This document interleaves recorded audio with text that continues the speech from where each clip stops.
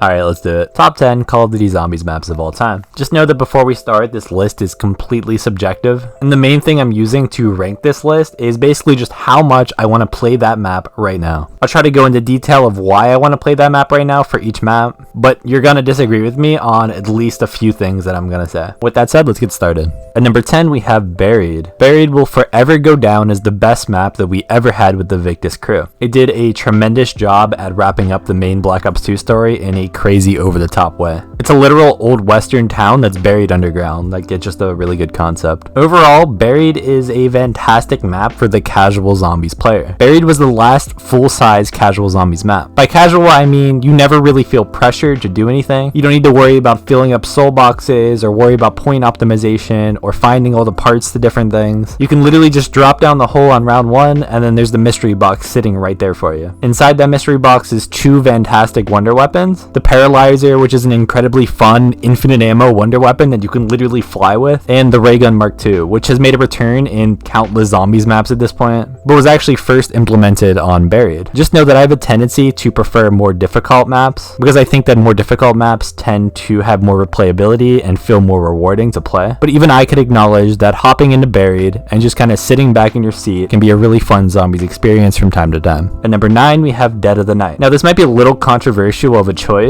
but I think that Dead of the Night is a fantastically underrated zombies map. The atmosphere on Dead of the Night is great. Its only competition for atmosphere are Mob of the Dead and Shadows of Evil, 2 of the most universally loved zombies maps of all time. From the very moment you spawn in this giant mansion, you're left with an eerie feeling of being alone while you fight off zombies, vampires, werewolves, just literally everything. The Alistar's Foley wonder weapon is really good and a lot of fun to use. It's relatively easy to get the free one, and upgrading it twice to get the Chaos Theory isn't too hard either. The 3 separate quests of the Easter egg are a lot of fun, and they combine aspects of puzzle solving, scavenger hunting, and tight lockdown steps that are pretty difficult for the average zombies player. The areas of the map outside the mansion add a lot of atmosphere to the map. The graveyard and forest areas are the perfect setting for a zombies map in my opinion. The Easter egg ends with a really cool and admittedly a random boss fight, which for some reason you fight against a giant werewolf, but the fight features some unique mechanics that make for a fun experience. Overall, I believe that Dead of the Night is one of the most underrated maps of all time, other than a map that's a little higher on the list that we'll get to in a second. At number 8, we have Gorod Der Toten. Yes, the newest zombies map in the series makes the list. Here's the thing, Cold War Zombies is a lot of fun in my opinion, and Cold War Zombies has added a lot to the franchise and makes for a unique experience that doesn't really compare to the older games. And so I felt like it needed some representation on the top 10 list. The problem is, the maps of Cold War are one of, if not the single biggest detriment to Cold War Zombies. However, Gorod Der Toten is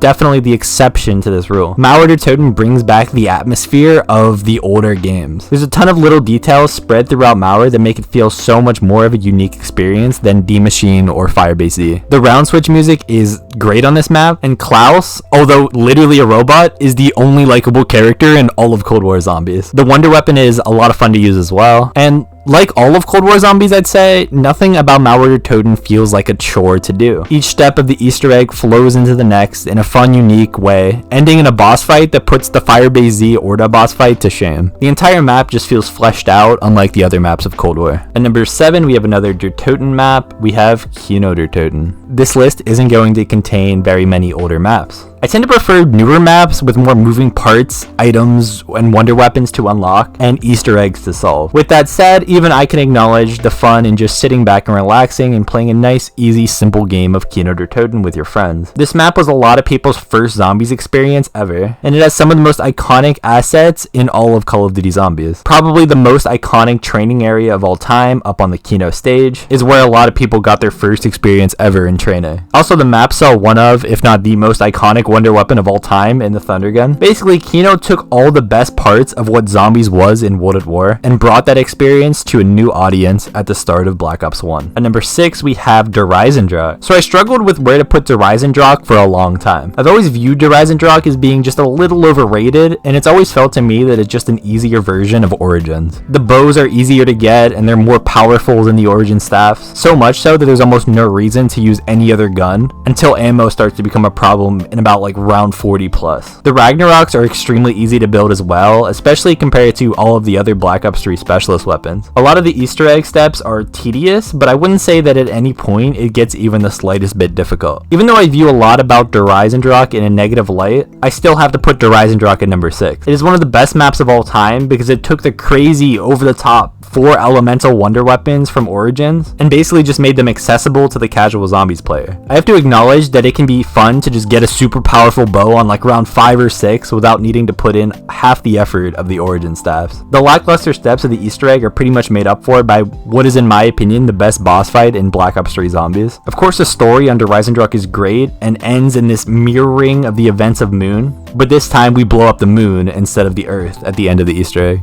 At number 5 we have Gorod Krovi. Gorod Krovi is one of the more challenging maps that we've ever had. Setting up for Pack-a-Punch is a fun way to start the map off. Once you unlock the giant dragon that carries you all the way to the Pack-a-Punch area, the player must complete a tight lockdown step that can feel daunting to the unexperienced zombies player. Once 6 trophies are acquired, that's when the most iconic part of the Easter egg begins, the 6 challenges. And they are really just that, they're challenging. That is, unless you have the Ray Gun Mark III, that just makes life so much easier. I don't know what it is about the Ray Gun Mark III, but I just really love this weapon. Its multiple ammo types just add this importance of decision making when using this gun. Do I suck them up into a black hole, laser the zombies to the face, or do I just slow them down to make things easier when doing the escort steps? The boss fight versus the dragon and Nikolai is well executed and only adds to the experience of this great zombies map. At number 4 we have Ancient Evil. Ancient Evil is a beautiful zombies map. Its ties to Greek mythology give the map so much personality that is just so fun to love. From the second you spawn in this giant coliseum, you just want to explore and learn all that the map has to offer. All the weapons on this map are fantastic. This might be controversial, but in my opinion, Ancient Evil gauntlets are more interesting, more fun to upgrade, and have way more personality than the Der Eisendrache bows. Each one is unique in appearance, lore, and of course gameplay. There's 4 gauntlets, all relatively easy to acquire, that all can be upgraded in fun, unique, memorable ways. There's also a third upgrade to the gauntlets that is admittedly tedious, but also entirely unnecessary to do the Easter egg, and you never feel like it's a requirement and more of a cool bonus. The Pegasus Strike is the craziest and visually stunning version of the monkey bomb that we've ever had. Even the shield on this map wins the crown for the most unique and fun shield we've ever had. Similar to Origins, the majority of time spent doing the Easter egg actually just goes into acquiring and upgrading the 4 wonder weapons. And the remaining steps are fun challenges that utilize them. Unlike Origins, which basically makes you build the staffs and then you never actually get to use them. The boss fight on this map is great, and the final cutscene did what anyone who played Black Ops 4 Zombies during the DLC season thought was impossible. Make us actually care about the Chaos Crew. Ancient Evil is in my opinion the most underrated zombies map of all time, and is truly a masterpiece zombies experience that can only be compared to the best of the best. At number 3 we have Mob of the Dead. Mob of the Dead is the most atmosphere focused, story driven map that we've ever had. The premise of the map itself is enough to excite even a non-zombies player. There's 4 mobsters jailed in Alcatraz prison during the zombies apocalypse. The goal of the map is straight in your face as soon as you spawn in. Unlike any map before it, you build a plane and you escape. Of course, it's not as easy as that. When you build a plane, it crashes, trapping the mobsters in an endless time cycle that sets the precedent for the entire zombie storyline from this point on. Gameplay wise, Mob is fantastic, especially when compared to the previous maps in Black Ops 2 and zombies as a whole up until this point. The map features one of the most iconic wonder weapons in all time in the Blundergat and its Acid Gat upgrade. A new tactical ability in the House Retriever that is earned and not required through the box, which is something that we've never seen before. A brand new melee weapon in the Golden Spork is just another addition that just adds for more replayability on this map. The Acid Trap is one of the most iconic traps of all time. Mob of the Dead as a whole is just an amazing experience that completely tops everything that we'd seen in zombies up until this point in the series. At number 2, we have Origins. Origins expands on the quest-focused map style of Mob of the Dead. It brought a return of the 4 iconic characters from the previous games. From the very start, we are filled in on the details of what we need to accomplish by none other than Samantha Maxis. It's simple, we need to rescue her from Agartha, and we learn a little bit bit more about what that is as we play the map. Origins has the best wonder weapons of any map. 4 separate elemental staffs, one for each person in your game, is something that was completely unheard of up until this point. Each staff is acquired by retrieving 3 pieces around the map and is upgraded by doing 2 separate puzzles. If that sounds like a lot to remember and do, it is. Origins is not for the casual sit back in your couch audience that Zombies had built up for years. I feel like up until this point, Zombies was always looked at as a chill way to relax after tryharding in Call of Duty multiplayer for a few hours. Origins showed us that Zombies was more than that. Zombies could be this complicated game that requires skill. Playing the map, building the staffs, and doing the Easter egg as a whole is a craft to be mastered. Origins is loaded with gameplay and things to do. On top of the previous mentioned staffs, there's the Maxis drone, the G-Strike, the Elemental Fist, the challenge box in the spawn, and of course the return of the zombie shield from Transit and Mob of the Dead. Origins is great because of how replayable it is. It's by far the most replayable map up until this point in the series, and maybe even to this day. In my mind, there's only one map that can be compared to Origins. And at number 1, the greatest Zombies map of all time is, of course,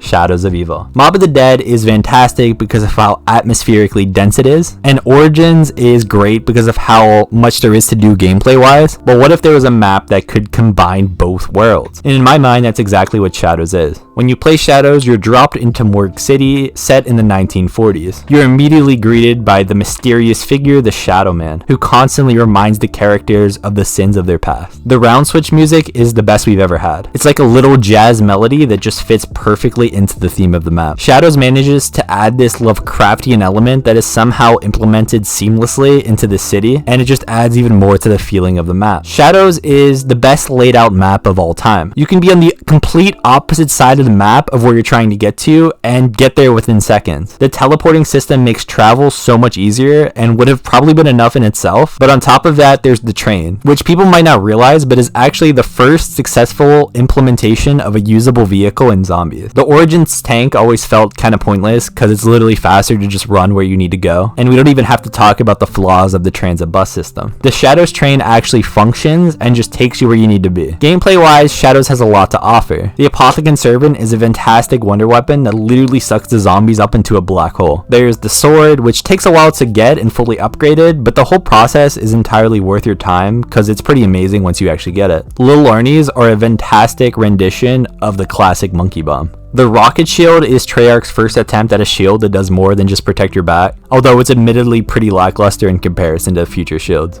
Overall, I just feel that the entire map is a masterpiece that probably will never be topped. What's your guys' opinions on my list? What's your top 3 Zombies maps of all time? Put it down in the comments. Thank you guys for watching all the way to the end.